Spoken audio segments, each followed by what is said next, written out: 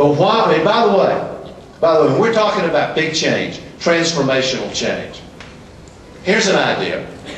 How about if America figures out a way to lead an effort to make public education available to every child in Africa who wants it, to every child in the Muslim world who wants it.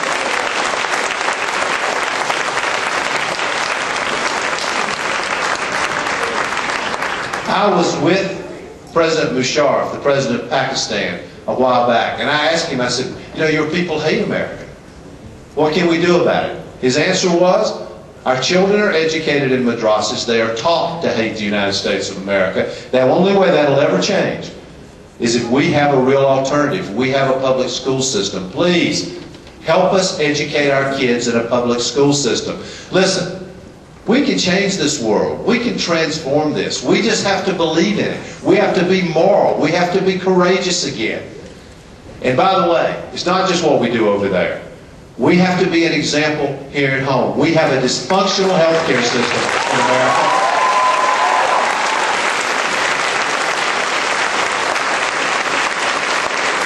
And why is it that we cannot commit ourselves, we, including my party, the Democratic Party, commit ourselves to truly universal health care for every man, woman, and child in America?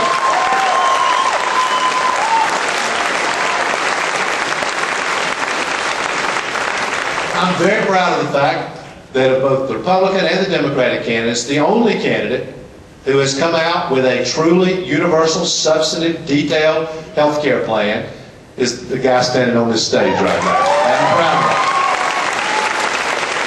And to those people who say to me, we can't do universal health care, it's too big, it's too expensive. I want them to explain to me which family in America it's okay with them that they don't have health care. Which child in America? You tell me. You go pick out the child that you think it's okay that they don't have access to decent health care.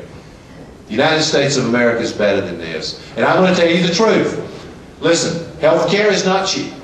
Universal health care is not cheap. Anybody who comes before you and says, well, listen, this is what I'm going to do.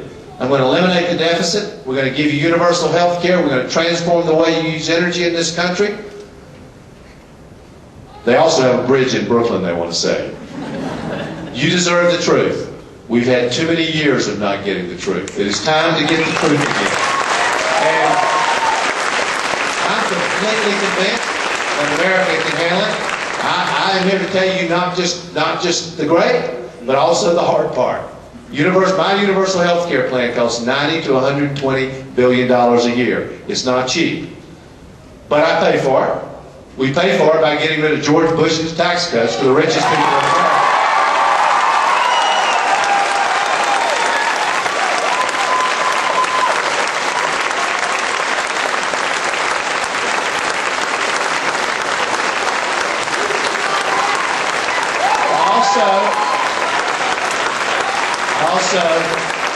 I want to say a word about an issue that's deeply important to me. I would love for it to be important to you. I know it shows up on no one's poll, nobody's focus group, and so the politicians don't like to talk about it.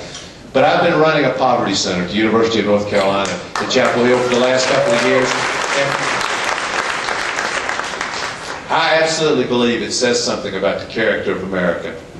How we treat millions and millions of our own people who wake up every day literally worried about feeding and clothing their children. It says something about us. And the people who argue to me, there's nothing you can do, that's the great lie, that there's nothing you can do. We can't take on this challenge.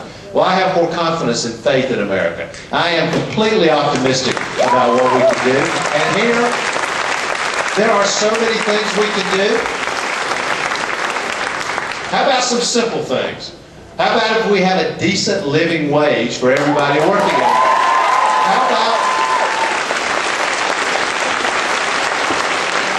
How about if we make it easier, not harder, for workers to organize themselves into unions so that they have a voice?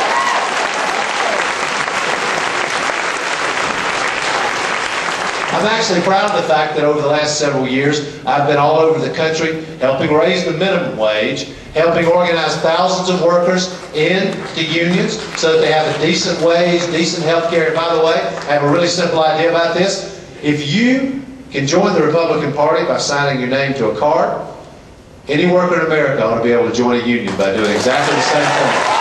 That is democracy.